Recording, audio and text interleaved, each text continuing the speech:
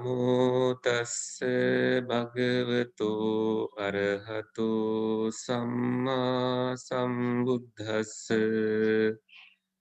නමෝ තස්ස භගවතු අරහතු සම්මා සම්බුද්දස්ස නමෝ තස්ස භගවතු අරහතු සම්මා සම්බුද්දස්ස බුද්ධං සරණං ගච්ඡාමි ධම්මං සරණං ගච්ඡාමි සංඝං සරණං ගච්ඡාමි ဒ ුතියම්පි බුද්ධං සරණං ගච්ඡාමි තුතියම්පි ධම්මං සරණං ගච්ඡාමි තුතියම්පි සංඝං සරණං ගච්ඡාමි තතියම්පි බුද්ධං සරණං ගච්ඡාමි තතියම්පි ධම්මං සරණං ගච්ඡාමි තතියම්පි සංඝං සරණං ගච්ඡාමි පානාති පාතා වේරමණී සික්ඛාපදං සමාදියාමි අදින්නාදාන වේරමණී සික්ඛාපදං සමාදියාමි කාමේසු මිච්ඡාචාරා වේරමණී සික්ඛාපදං සමාදියාමි මුසාවාදා වේරමණී සික්ඛාපදං සමාදියාමි සුරාමේරය මජ්ජපමා දට්ඨානා වේරමණී සික්ඛාපදං සමාදියාමි ඉතිපිසෝ භගවා අරහං සම්මා සම්බුද්ධෝ විජ්ජාචරණ සම්පන්නෝ සුගතෝ ලෝකවිදු අනුත්තරෝ පුරිස ධම්මසාරථි සත්තා දේව මනුස්සානං බුද්ධෝ භගවාති ස්වාක්ඛාතෝ භගවතා ධම්මෝ සන්දිට්ඨිකෝ අකාලිකෝ ඒහි පස්සිකෝ ඕපනයිකෝ පච්චත්තං වේදිතබ්බෝ විඤ්ඤුහිති සුපටිපන්නෝ භගවතෝ සාවක සංඝෝ උජුපටිපන්නෝ භගවතෝ සාවක සංඝෝ ඥායපටිපන්නෝ භගවතෝ සාවක සංඝෝ සාමීචි පටිපන්නෝ භගවතෝ සාවක සංඝෝ යදිදං චත්තාරි පුරිස යුගානි අට්ඨ පුරිස පුග්ගලා ඒස භගවතෝ සාවක සංඝෝ ආහුනේයෝ ආහුනේයෝ දක්ඛිනේයෝ අංජලි කරණීයෝ අනුත්තරං පුඤ්ඤක්ඛෙතං ලෝකස්සාති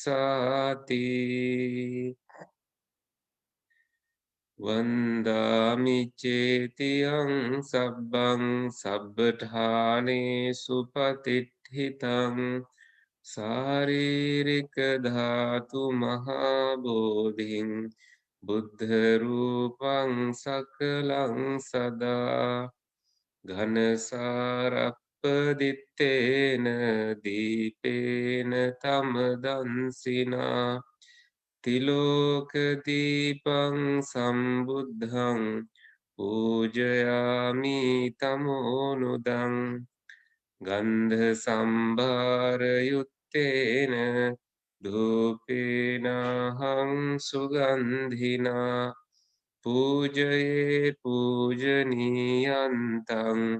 පූජාභාජන මුත්තමං වන්න ගන්ධ ගුණෝපේතං ඒතං කුසුම සන්තතින් පූජයාමි මුනින්දස්ස සිරිපාද සරෝරුහේ පූජේමි බුද්ධං කුසුමේන නේන පුඤ්ඤේන මේතේන ච හෝතු මොක්ඛං උප්පං මිලායාති යථායි ධම්මේ කායෝ තථායාති විනාශ භාවං අධිවාසේතුනෝ භන්තේ පානීයං උපනාමිතං අනුකම්පං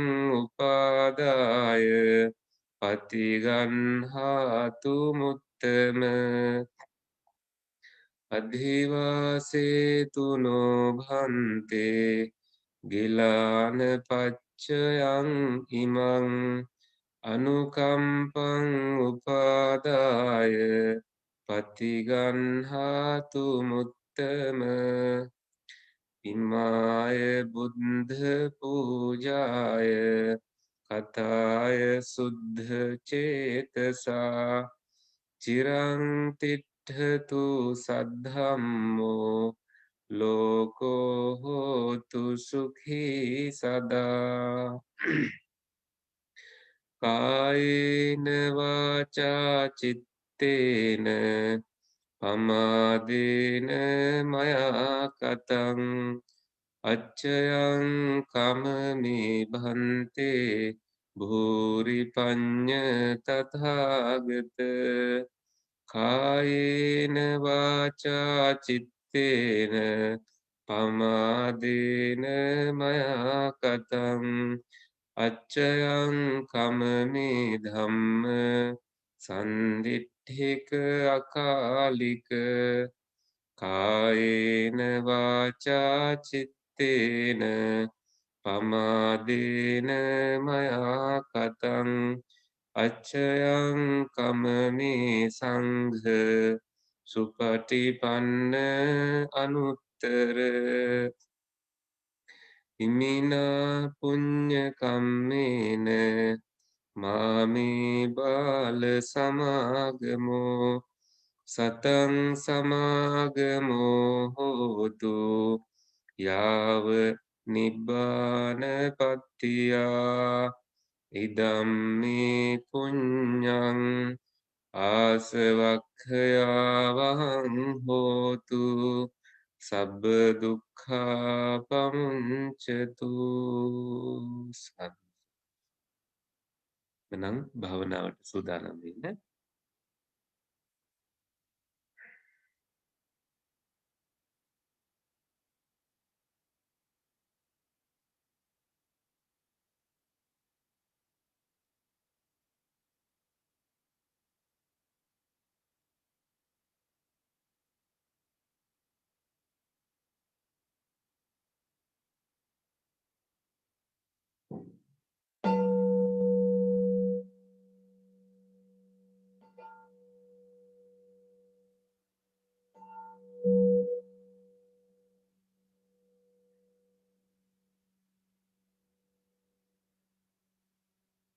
හොඳින් තැම්පත් වෙලා ඇස් දෙක පියාගෙන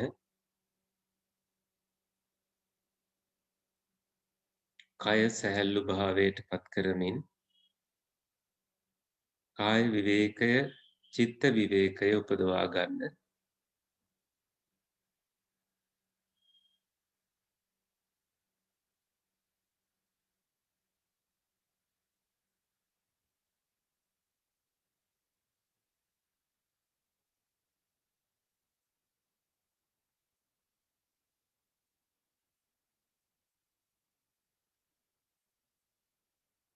මාගේ ප්‍රතිපත්ති පූජාවෙන් බුදුන් වහන්සේට ධර්මයට සඟරුවනට පූජෝපහාර වේවා කියන මනාප සිතුවිල්ල උපදවාගෙන කය හසුරුවන්න සිත දමනය කරන්න ජීවිතය ආර්ය අෂ්ටාංගික මාර්ගය තුල පාත්වන්න.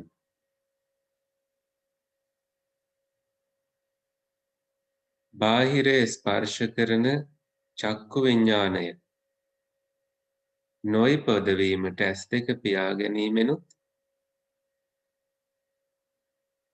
කන් දෙක අරමුණු වලින් තොර කර ගැනීමෙනුත්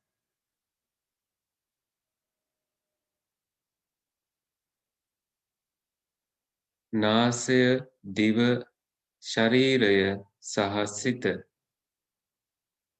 මේවයින් උපදවන විඤ්ඤාණ අවම කිරීමෙනුත්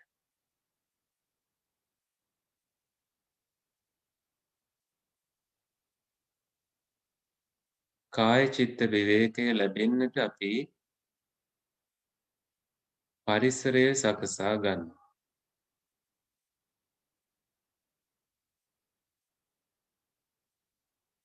කෙමෙන් සිතුවිලි අවම වීමට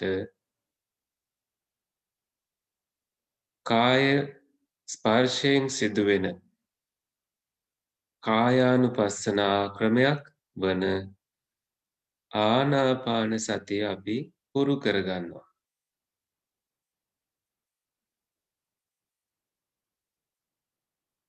සිහියෙන්ම හුස්ම ගන්නවා සිහියෙන්ම හුස්ම හෙලනවා. සතෝ වස්ස සති සතෝව පස්ස සති.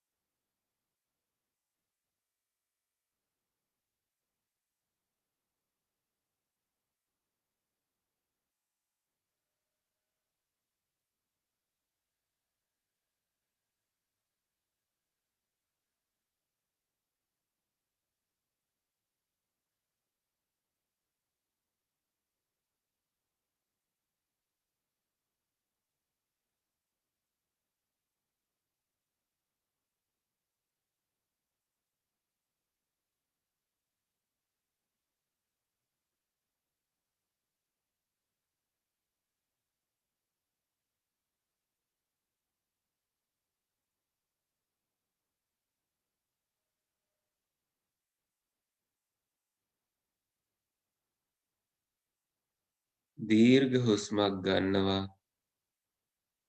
දීර්ඝ හුස්මක් හෙලනවා.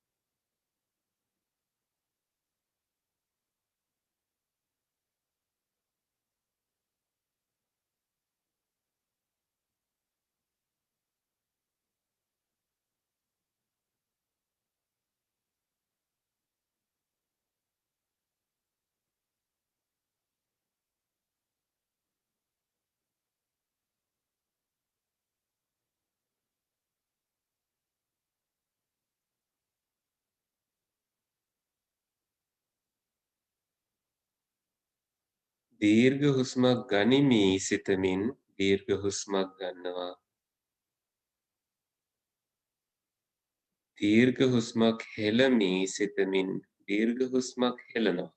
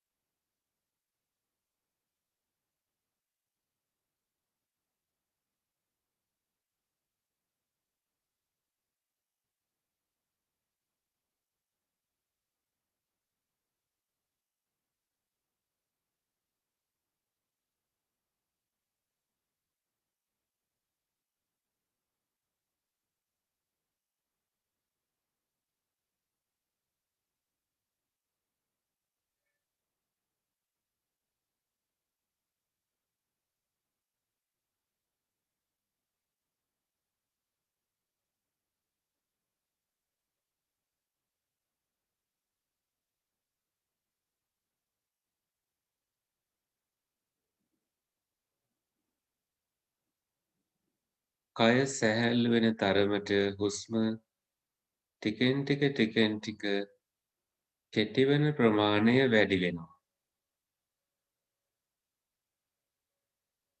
එවිට කෙටි හුස්මක් ගන්නවා කෙටි හුස්මක් හෙළනවා කියන සිහිය උපදවා ගනිමින් සිහිය කායානුපස්සනාව තුළ පවත්වා ගන්න.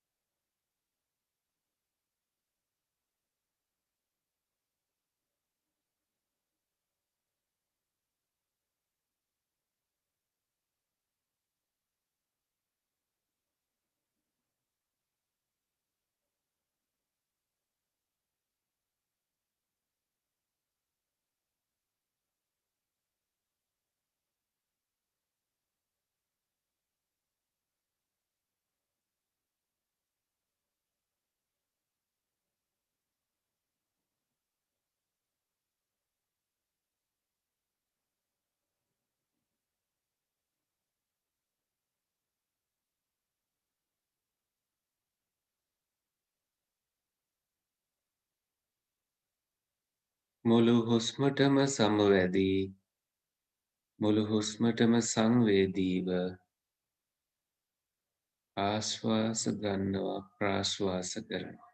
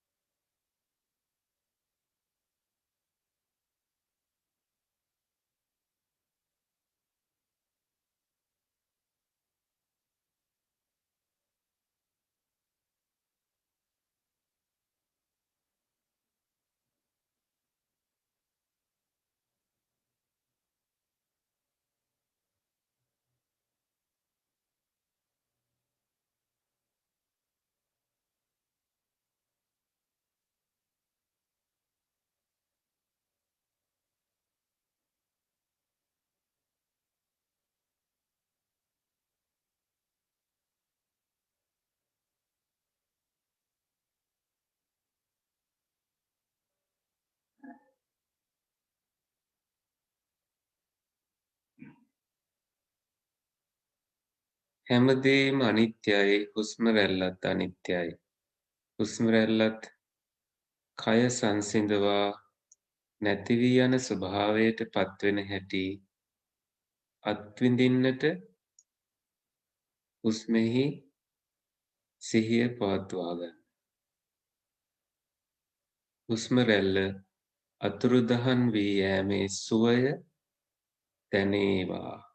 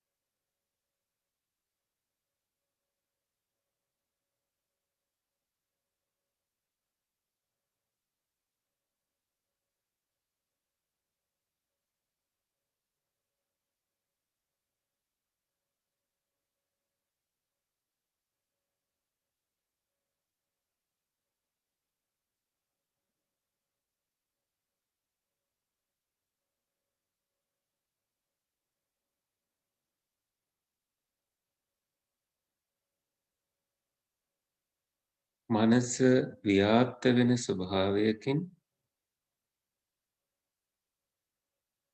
මහග්ගතං වා චිත්තං සිත ව්‍යාප්ත වුණු මහත්ගත වුණු ස්වභාවය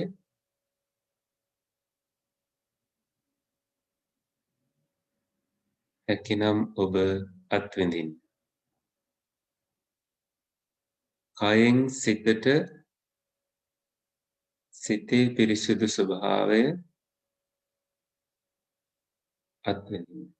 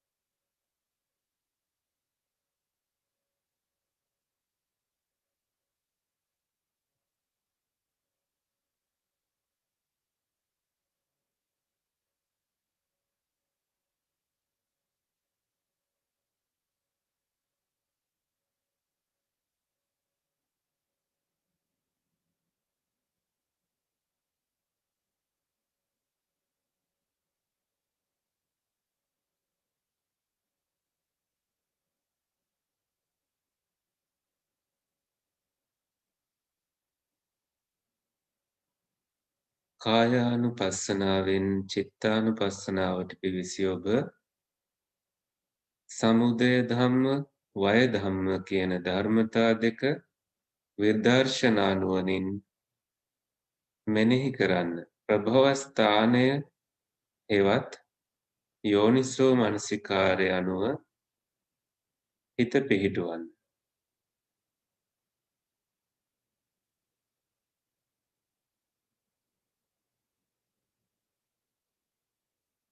එය ඔබේ නුවණින් දකින්න සමුදය වෙන හැටි, ඒ කියන්නේ එක්ව හටගන්නා හැටි අත්දැකීමක්, වයතාවයට පත්වෙන හැටි. ඒ හටගත්ත දේවල් නැති වෙලා වෙනත් දෙයක් හටගන්න හැටි.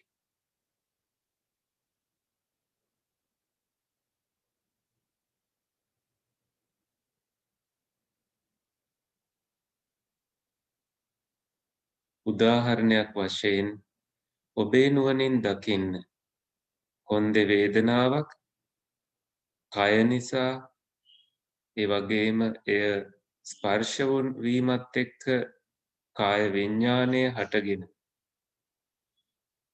ඒ ස්පර්ශය කියන එක හටගන්නවා. කයයි වේදනාවයි කාය විඤ්ඤාණයයි ස්පර්ශයයි ඒ සියල්ලම සමුදය වුණා.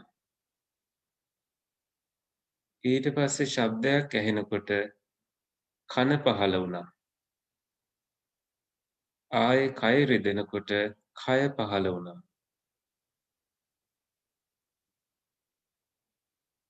අනිත් වෙලාවට ඒ ඉන්ද්‍රිය පවතින්නේවත් නැහැ.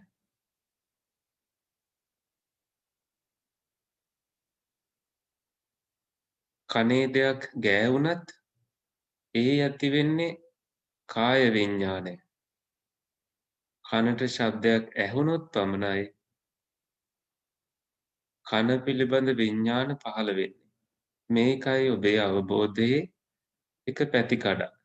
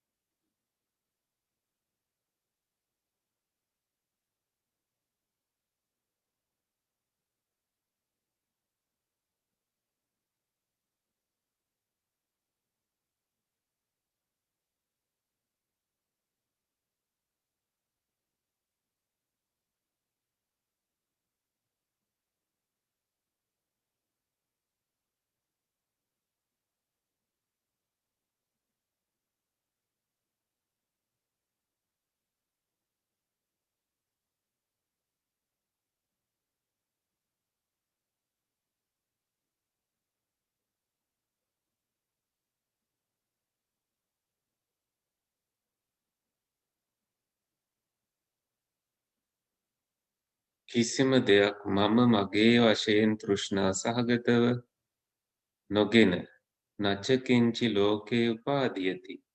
මෙන්න මේ බුදු වචන අනුගමනය කරනවා.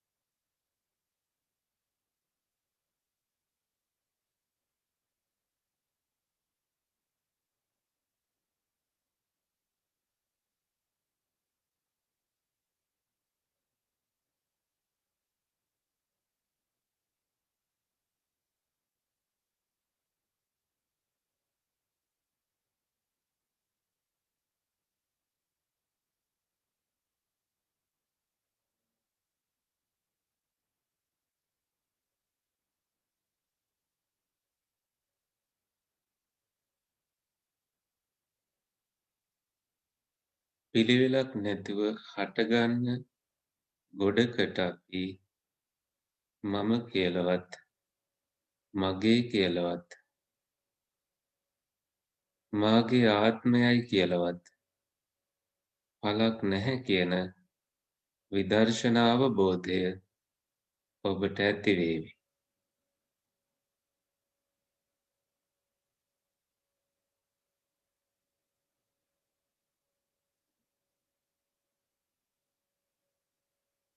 හේතු නිසා හටගන්නවා හේතු නැතිවීමෙන් නැතිවෙලා යනවා.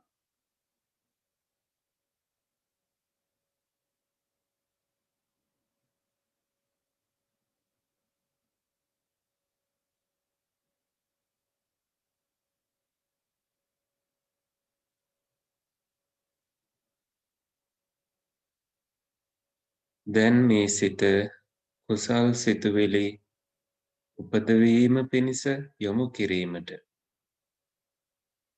ඒ අවබෝධය සම්මා දිට්ඨිය අපිව යොමු කරනවා සම්මා සංකල්පවලට. ඒ සඳහා අපි මෙත් සිතිවිලි උපදවා ගැනීමට අවිහිංසාව උපදවා ගැනීමට හිත කොටින්ම කියනවා නම් නිවා ගැනීමට රාගය මැඩලීමට ද්වේෂය මැඩලීමට මෝහය මැඩලීමට වීරය උපදවීම පිණිස මෙත්ත සූත්‍රය සජ්ජායනා කරමු.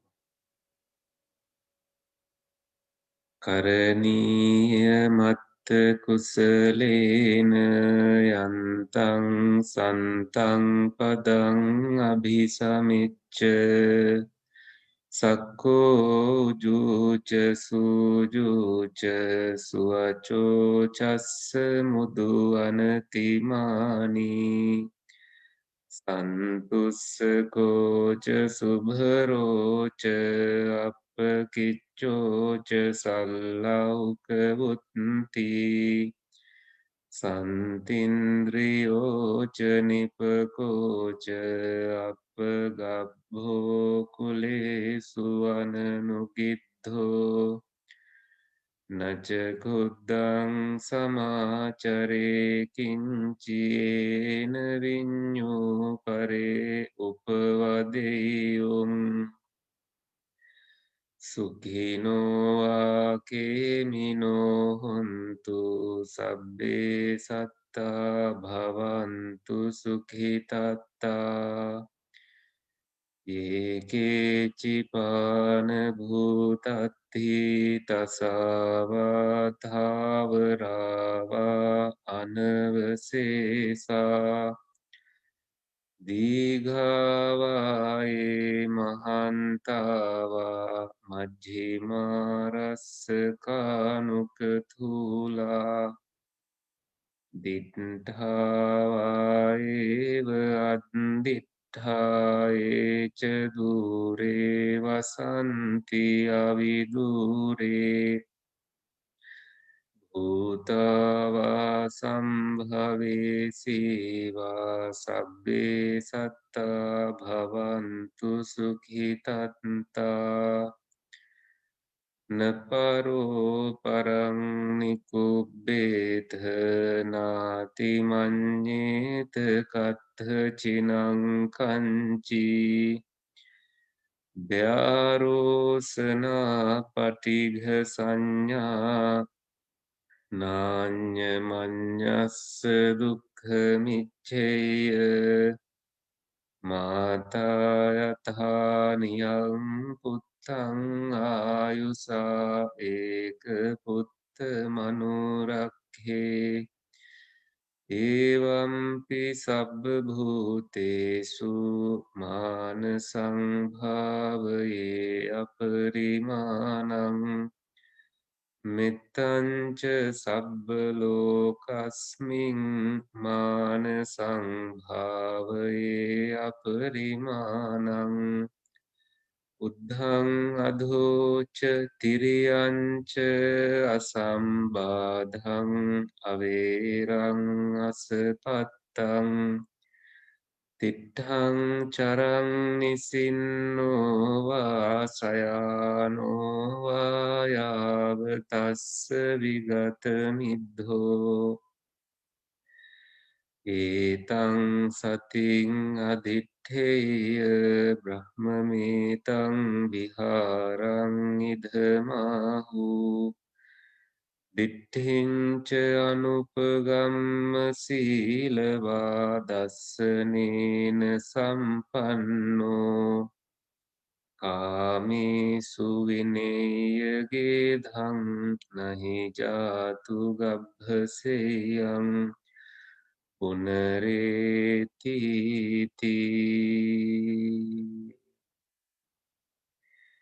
ඒතේන සච්ච වජ්ජේන සොත්හි මේ හෝතු සබ්බදා ඒතේන සච්ච වජ්ජේන සබ්බ රෝගෝ විනස්සතු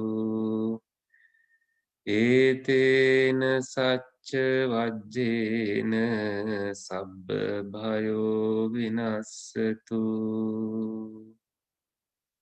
සබ්බීතියෝ විවච්ඡන්තු සබ්බ රෝගෝ විනස්සතු මාතේ භවත්වන්තරායෝ සුඛී දීඝායුකෝ භව භවතු සබ්බ මංගලං රක්ඛන්තු සබ්බ දේවතා සබ්බ බුද්ධානුභාවේන සබ්බ ධම්මානුභාවේන සබ්බ සංඝානුභාවේන සදා සොත්ථි භවන්තු තේ සාදු. පින්තුනි, අද භාවනාවෙන් අනතුරුව ධර්ම සාකච්ඡාවට යෝග්‍යයි කියලා තෝරගත්තේ ධම්මපදයේ තියෙන 204 වෙනි ගාථාව. මේ ගාථාව බුදුරජාණන් වහන්සේ දේශනා කළේ කොසල් රජතුමාට.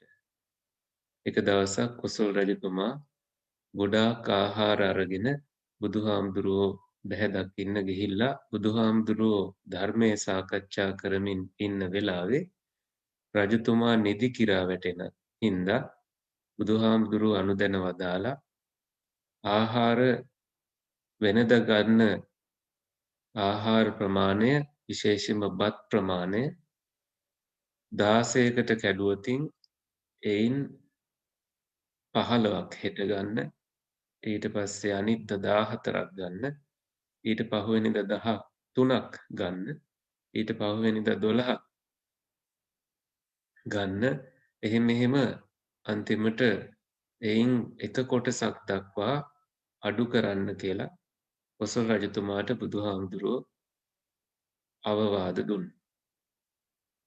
මේ අවවාදය කොසල් රජතුමාත් ඉහළින්ම පිළි අරගෙන ඒ විදිහටම අනුගමනය කළාම රජතුමාට දැනෙන්න ගත්ත තමන්ගේ ඇඟ බොහෝම පහසුවෙන් ඇඟත් කෙට්ටු භාවයට පත් වෙලා මහත් අඩු වෙලා තරබාරු බව අඩු වෙලා බොහොම ශක්තියක් මානසිකව දැනෙන්න ගත්තා කියලා. මේක බුදුහාමුදුරුවන්ට ගිහිල්ලා කොසල් රජතුමාට කියන්න ඕන. ඉතින් කොසල් රජතුමා ගිහිල්ලා කිව්වට පස්සේ බුදුහාමුදුරුවෝ මේ ධම්මපදයේ තියෙන 204 වෙනි ගාථාවයි දේශනා කළේ. මේ ගාථාව මේ මෑතකදී මට නැවත අහන්න ලැබුණා. කැලණිය විශ්වවිද්‍යාලයේ තිබුණ සමුළුවක්. එහි සුමනපාල ගල්මංගොඩ මහාචාර්යතුමා මේ ගාථාව අලුත් සමාජයට කියලා දෙන්නේ මේ විදිහටයි කියලා එහි ප්‍රධාන දේශනයේදී එතුමා මතක් කළා. ඒ ගාථාවේ තියෙන්නේ සියලු ලාභයන් අතර ආරෝග්‍ය තියෙනවා නම් තමයි ඒ ආරෝග්‍ය තියෙන කෙනාට තමයි ඕනම ලාභයක් විඳින්නට පුළුවන් වෙන්නේ.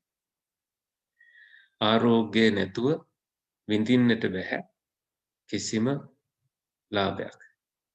අපි දන්නවා ලෝකේ ධනවතුන් 7 බිලියන් විතර ධනය තියෙන ස්ටීව් ජොබ්ස් වගේ Apple සමාගම ආරම්භ කරපු මේ මූලික අය එතුමාට පිළිකා රෝග තත්ත්වයකට ගොදුරු වෙන්න වෙලා ඒ සියලු ධනය විඳින්නට බොහොම කෙටි කාලයක් පුළුවන් වුණේ අර නිරෝගීකම කියන ධනය නොතිබුණු නිසා. ඉතින් ඒ නිසා බුදුහාමුදුරුවෝ දේශනා කළා මේ පරම හැම ලාභයක්ම ආරෝග්‍ය පරම කොටයි තියෙන්නේ කියලා. ආරෝග්‍ය පරමා ලාභා. එතකොට ආරෝග්‍යා පරමා ලාභා කියන්නේ නැහැ මේක. ආරෝග්‍ය පරමා ලාභා. හැම ලාභයක්ම ආරෝග්‍ය පරම කොටයි තියෙන්නේ. නිරෝගීකම තිබුණොත් තමයි ඒ ලාභයන් විඳින්නට පුළුවන් වෙන්නේ. ඉතින් නිරෝගීකම පිළිබඳව කිව්වහම මේක කායික සෞඛ්‍යය. මේක කායික සෞඛ්‍යය ගැන තියෙන බුදු වදනක් විදියටයි අපිට අලුත් සමාජයට මේක මේ ගාථාවෙන් තියෙනවා කායික සෞඛ්‍යය ගැන, මානසික සෞඛ්‍යය ගැන, සමාජීය සෞඛ්‍යය ගැන තියෙනවා. ඒ වගේම ආධ්‍යාත්මික සෞඛ්‍යය කියන මේ හතරම මේ ගාථාවේ තියෙනවා. ඒක තමයි එදා මේ මහාචාර්යතුමා පැහැදිලි කළේ. අපි අලුත් විදියකට මේ ගාථාව දිහා බලන්න පුළුවන්. කායික සෞඛ්‍යයේ විදියට එතුමා ඒක පැහැදිලි කරලා එතකොට බුදුහාමුදුරුවෝ බලලා තියෙනවා සන්තුට්ඨි පරමන්දන. එතකොට අපිට මේ සන්තුට්ඨි කියන්නේ මේ මානසික සෞඛ්‍යයෙන් අපිට උපදවා ගන්නට තියෙන දෙයක්. ධනය තිබිලත් අසතුටින් ඉන්න ප්‍රමාණය බැලුවහම ලෝකේ අපිට පේනවා මේ බුදු වදන ඇත්තනේ කියලා. එතකොට මේ ඇත්තටම අපිට පේන්න තියෙන දේ තමයි මේ මානසික සතුට කියන එක සමහර වෙලාවට මහා ලොකු ධනයක් නැතත් කුඩා ධනයක් තියෙන තැන්වල අපිට දකින්නට පිළිවන්. ඒක ලෝකේ තියෙන කාටවත් හිතා ගන්න බැරි දෙයක්. බොහෝ ධනය තියෙන අයට සාපේක්ෂව මේ ධාර්මිකව ධනයක් උපයාගෙන ධාර්මිකව ඇඳවත් පියාගෙන ධාර්මිකව දන් දීලා ඒ ඉන්න අර දුප්පත්ය කියන අය තුල සීලය කියන ධනය පන්සිල් ආරක්ෂා කරගෙන සීලය කියන ධනය එකතු වෙලා ඒගොල්ලන් තුල තියෙනවා සන්තුට්ඨි. මේ තුට්ඨි කියන්නේ සතුට, සන්තුට්ඨි කියන්නේ ඒ පාලියෙන් ඒකට කියන වචනය. එතකොට මේ තුට්ඨි සන්තුට්ඨි හැම අතින් මේගොල්ලන්ට ඇතිවෙන මේ සන්තෝෂය කියන එක තුටු භාවය කියන එක මේ දෙකම පාලි වචන තුට්ටි සන්තුට්ටි කියන එක එහෙම ගත්තහම අර කුඩා පැල්පතක හිටියත් සතුට කියන ධනය භුක්ති විඳින අය ඒ සතුට අනිත් අයට සාපේක්ෂව මානසිකව විඳිනවා. ඒකට ඔයත්තුන්ට කියන්නට පුළුවන් ඔය සුශාන්ත් සිං රාජ්පුත් කියලා නළුවෙක් හිටියා. වයස 34ක විතර. එතුමා හඳේ කොටසකුත් මිලදී අරගෙන තමන් බොහොම $60,000ක් වටින දූරේක්ෂයක් භාවිත කරලා ඒ හඳ නිරීක්ෂණය කරන්නට ඒ වගේ බොහොම උනන්දුවක් තිබිච්ච ඉන්දියාවේ තියෙන ඉංජිනේරු තාක්ෂණ වේද විශ්වවිද්‍යාලවලට ඇතුළත් වෙච්ච කෙනෙක්. ඉතින් මේ කෙනා නළුවෙක් විදියට බොහෝම ජනහිත දිනාගෙන නොයෙක් අයට දේශන පවත්වමින් ඔහු ජීවත් වුණා. නළුවෙක් විදියට ලෝකේ ඉන්න බොහෝ ප්‍රසිද්ධ ඒ නළු නිලියන් ඔහුගේ ආශ්‍රයයට පත් වුණා. අන්තිමේදී අර සතුට කියන එක යාට මං හිතන්නේ ගිලිහිලා ගියා. එයා ඒ ධනය කියන එක යාට සතුට කියන ධනය තිබුණේ නැහැ. හේතුව තමයි මානසිකව එයාට ඇසුරු කරන්නට එයාගේ මනස එයාට ඇසුරු කළ හැකි මනසක් එයාට තිබුණේ නැහැ. මනස තුල නිර්මාණය වුණේ මේ විෂාද තත්වයක්. ඒ නිසා හොඳ මනෝවිද්‍යාඥවරියක් මේ එතුමාගේ මනස ගැන පැහැදිලි කළා. සාමාන්‍යයෙන් කෙනෙක් ගෙයක් හදාගත්තට ඒ ගේ කොච්චර ලොකු වුණත් ඒ ගෙදර නෙමෙයි අපි ඉන්නේ. ඉන්නේ අපේ මනස තුල. ඒ මනස කියලා කියන්නේ ප්‍රමාණයක් කියන්න බැරි තැනක්. ඒ හින්දා මේ මනස තුළ සතුට කියන එක තියෙනකොට සතුට කියන ධනය අපි භුක්ති විඳිනකොට එය අප්‍රමාණ මනසේ ඉඩක් දිය යුතු දෙයක් බවට මේ ධර්ම පදයෙන් අපිට පැහැදිලි වෙනවා. ඉතින් ඒක හොයාගන්න බැරි තැන එතුමා සියදිවි නසාගත්තට පස්සේ ඉන්දියාවේ ලොකු කලකෝලහල ඇති වුණා. ඒක කවුරු හෝ මද්ද්‍රව්‍ය භාවිත කිරීම නිසා වෙච්ච දෙයක්. ඔය වගේ නොයෙකුත් කතන්දර සිද්ධ වුණා. ඉතින් මේ බාහිර දේවල් වලින් මද්ද්‍රව්‍ය ආදිය පාවිච්චි කරලා හෝ වෙනත් ක්‍රමයකින් හෝ ධනය අපි හොයන්න ගියොත් මනස තුල අපිට හම්බ වෙන්නේ ධනයක් නෙමෙයි. අපේ මොළය විකෘති භාවයටපත් වෙලා තියෙන කුඩා සතුටක්වත් අපිට විඳින්නට බැරි. ඒ නිසා තමයි අපි මානසික සතුට කියන එක මිලදී ගන්නට බැරි ලෝකේ තියෙන බොහෝ වටින සම්පතක් විදියට අපි හඳුනාගන්නේ. මොකද මානසික සතුට වගේ ලෝකේ තියෙන බොහොම මිල අධිකම දේවල් අපිට මිලදී ගන්නට බෑ. ඒ කියන්නේ මව්පියන්ගේ ආදරය, ඒ වගේ දේවල් අපිට අම්මා කෙනෙක් නැත්නම් තාත්තා කෙනෙක් නැත්නම් ඇත්තටම කොහෙන්වත් මිලදී ගන්නට බෑ. ඉතින් කොයිතරම් ධනය තිබුණත් ඒ නිසා මේ බුදු වදන අපිට ස්ථිරවම පේනවා මේ සතුට කියන එක තමයි පරම ධනය බවට පත් වෙන්නේ. එතකොට විශ්වාස පරමා ඥාති කියලා කියන්නේ මේ සමාජීය සෞඛ්‍යය. ඥාතිවරු ලේ නෑය කොච්චර හිටියත් අපිට සමහර වෙලාවට සමීප වෙන යාළුවෝ ඉන්නවා. ඒ යාළුවෝ මේ කොච්චර හොඳද කියනවනම් එක ගාථා ධර්මයකත් ඒක සඳහන් වෙනවා. මේ යාළුවෝ ඉන්නවා බොහොම අපිට අපෙන් ඒගොල්ලන්ට ලැබෙන කිසි දෙයක් නැතත් අපේ පස්සෙන් ඇවිත් ඒ යාළුවා අපිට නිකන් ධර්මයටම යොමු කරනවා. ඒ ගැන කියන්නේ භජಂತಿ සේවಂತಿ ච කාරණත්තා. කාරණත්තා කියන්නේ මේ වැඩක් කරගන්න භජಂತಿ සේවಂತಿ. බොහෝ අය භජනය කරනවා, සේවනය කරනවා. කොහොම හරි වැඩක් ඒගොල්ලන්ගේ කරගන්න හිතේ තියෙන අය එහෙම ඉන්න අය අතරේ නික්කාරණා මිත්තා නික්කාරණා දුර්ලභා අජ්ජ මිත්තා. අජ්ජ කියන්නේ අද කාලේ නික්කාරණා මිත්තා දුර්ලභා. අර කිසි කාරණයක් නැතත් අපිව ඇසුරු කරන යාළුව හරිම දුර්ලභයි කියලයි මෙහි සඳහන් වෙන්නේ. මේක කග්ගවිසාන සූත්‍රයේ තියෙන බණපදයක්. ඉතින් වැඩක් කරගන්න ඕන නම් ලං වෙන යාළුවෝ ගොඩාක් ඉන්නවා. Tamanට වැඩක් කරගන්න නැතත් තමාට සමීපව ඉන්න යාළුවෝ මෙකල දුර්ලභයි. එකලත් දුර්ලභයි, දැනුත් දුර්ලභයි. ඒ යාළුවෝ බලන්නේ අපිට මේ මට අහවල් යාළුවට අර්ථයක් සපිය යුතුයි කියන ඒ වගේ අර සමාජයේ ඉන්නවනම් එහෙම යාළුවෝ ඒ අය කොහොම හරි අපි ආරක්ෂා කරගන්න ඒ අයට සමීප වෙන්න ඕනේ. ඒ අය කියන දෙයට ඇහුම්කන් දෙන්න ඕනේ. මොකද අපේ ජීවිතවල එහෙම යාළුවෝ කොච්චර කල් අපිට ඇසුරු කරමින් මේ ජීවිතේ ඉන්න ලැබෙයිද කියලා අපි දන්නේ.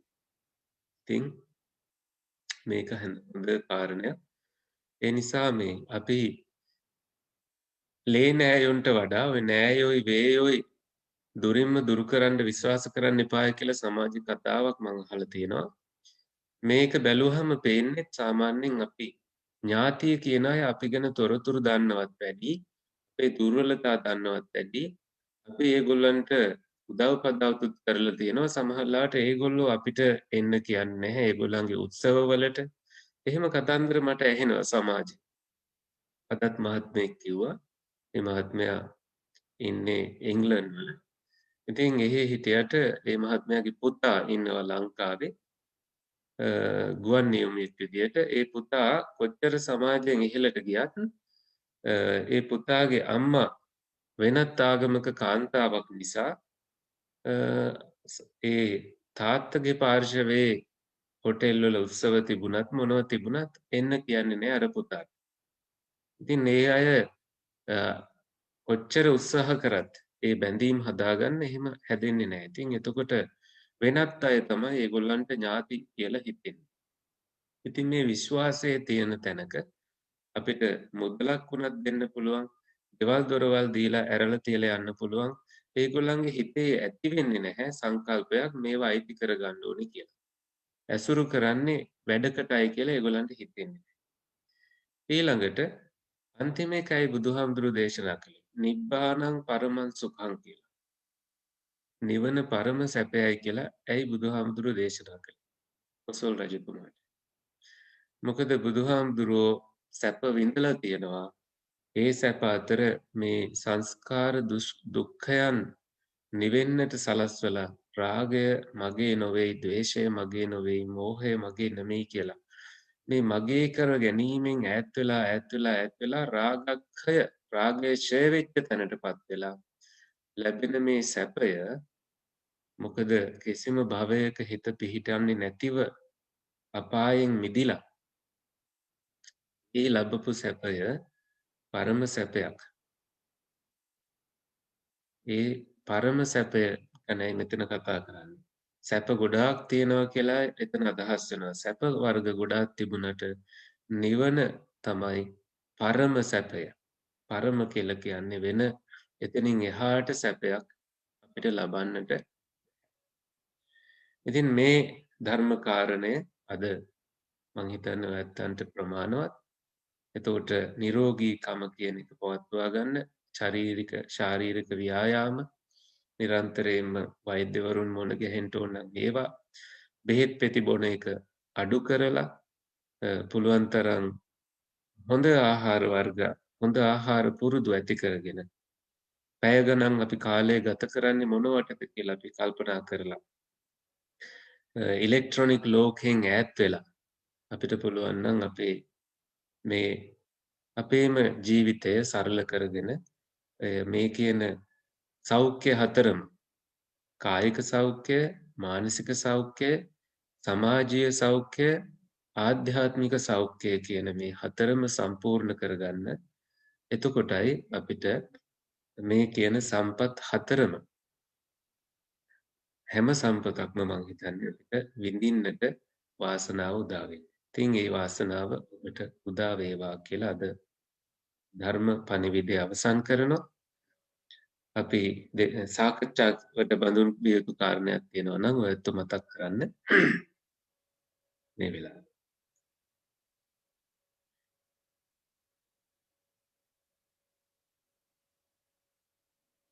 හොඳයි අපි දෙවියන්ටත් මේ ගිය ඥාතීන්ටත් පින් අනුමෝදන් කරමු.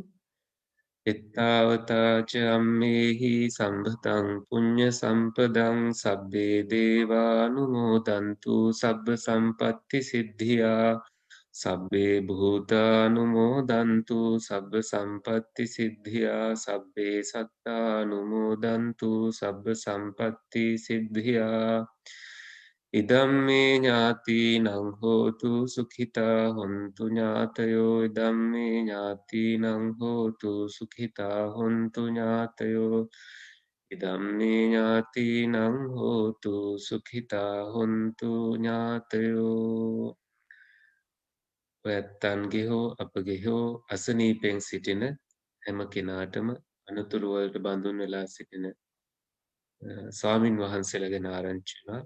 ඒ ස්වාමින් වහන්සේලාට නිදුක් නිරෝගී සැප දීර්ඝායුෂ වේවා. ඉතින් අපිට දානමාන ආදී පූජා කරන දායක පින්තුන් හැම දිනාටම නිදුක් නිරෝගී සැප දීර්ඝායුෂ සම්පන්නියම වේවා කියලා අපි ආශිර්වාද කරනවා. අභිවාදන සීලිස්ස නිච්ඡං වත්තාපචායිනෝ චත්තාරෝ ධම්මා වඩ්ඩන්ති ආයුවන්නෝ සුඛං බලං ආයුරාරෝග්‍ය සම්පatti සග්ග සම්පatti මේවච අතෝ නිබ්බාන සම්පatti මිනාතේ සමිජ්ජතු සාදු සාදු සාදු සරණයි හැමෝටම. Everyone's